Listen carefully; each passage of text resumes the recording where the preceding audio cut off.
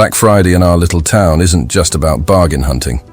Sure, the stores are packed, and people lose their minds over discounted air fryers. But for us, it's more about the pie-eating contest at the square. Every year, the whole town shows up, bundled against the cold, to watch contestants gorge themselves. It's messy, loud, and hilariously chaotic. But this year, it got weird. It all started with Chilam. Everyone knows her. Quiet, sharp as a tack, and the best baker around. Her pecan pie's legendary. Like people literally fight for it during Thanksgiving potlucks. This year, she decided to donate one for the contest's final round. It was a big deal. "Don't ruin it," she told the organizers. "This pie is special." And yeah, maybe she takes pie a little too seriously. But if you tasted it, you'd get it. The contest started like always. Long tables were set up in the square, contestants lined up with bibs and stacks of pies glistening in the cold November air. The rules were simple. Eat as much as you can in 3 minutes. The winner got bragging rights and a gift card to the diner. Everyone was laughing, cheering, and pretending this wasn't the grossest thing we'd do all year.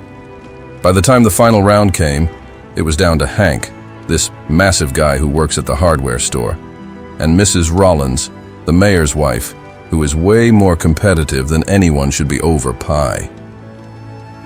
Chilam carried out her famous pecan pie herself.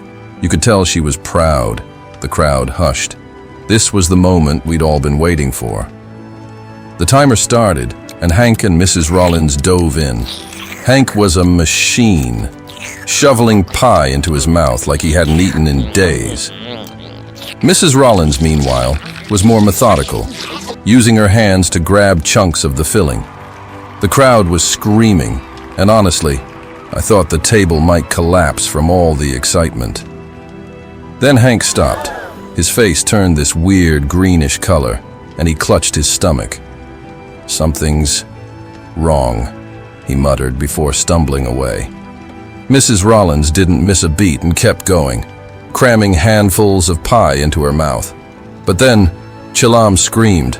"That's not my pie!" she yelled, her voice cutting through the noise like a knife. Everyone froze.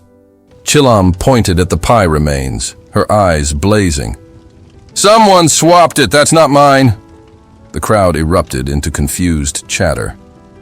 Who would steal Chilam's famous pie? The mayor tried to calm things down, but Chilam wasn't having it. "I'm serious," she said. "That's not my work. I know my pie." It didn't take long for a jury of town elders to form right there in the square. People started speculating. Was it sabotage? A prank? Hank swore the pie tasted off, and Mrs. Rollins, covered in sticky pecan goo, accused Chilam of rigging the contest. Eventually, someone found the real pie, perfect and untouched, hidden under a picnic table. Turned out some teenage prankster had swapped it with a store-bought one as a joke.